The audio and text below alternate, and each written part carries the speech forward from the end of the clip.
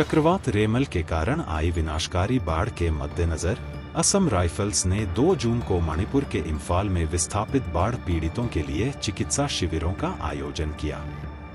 उन्हें चक्रवात के बाद से निपटने के लिए आवश्यक दवाएं प्रदान की गईं। असम राइफल्स, एनडीआरएफ, भारतीय सेना और स्थानीय अधिकारियों के साथ इमारतों में फंसे लोगों को नाव से पानी की बोतलें वितरित कर रहे हैं।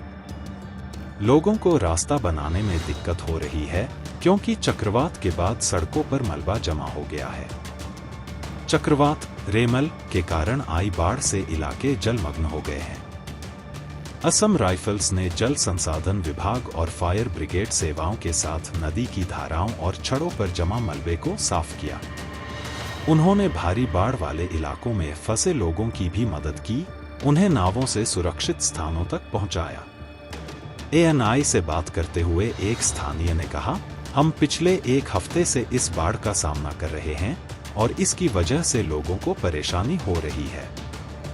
इस कठिन समय में असम राइफल्स के भाई हमारी मदद के लिए आए हैं।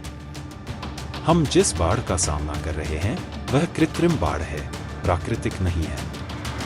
इसका कारण जल निकासी की व्यवस्था का अभाव है। मैं प्राधिकरण से जल निकासी व्यवस्था का ध्यान रखने और उसमें सुधार करने के लिए कहना चाहूंगा ताकि भविष्य में बाढ़ से बचा जा सके। तभी जानमाल बचाया जा सकता है। एएनआई से बात करते हुए मणिपुर के जल संसाधन मंत्री अवांगबो न्यूमाई ने कहा, हमें पहले दिन से असम राइफल्स से समर्थन मिला है और हमें फायर ब्रिगेड, सेना, एनडीआरएफ, एसडीआरएफ और इलाके के स्वयंसेवकों से भी समर्थन मिला है।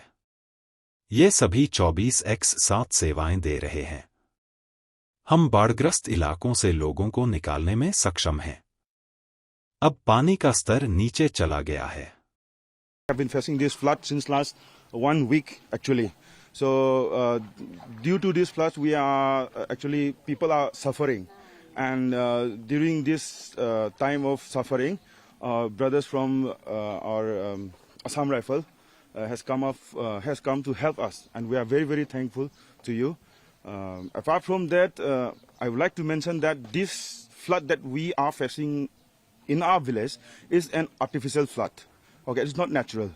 It's due to lack of proper drainage system. So I would like to appeal to the authority that proper drainage system may kindly be improvised so that this flood can be avoided in future, and lives and properties of these people may be saved. With the support from the Assam Rifle from day one, and the fire brigade people, the NDRF, SDRF, the armies, and volunteers from the locality, they have been giving all service 24/7.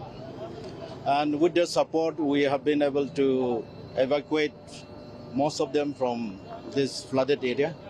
Of course, there are still few people who are still prefer to stay in their house.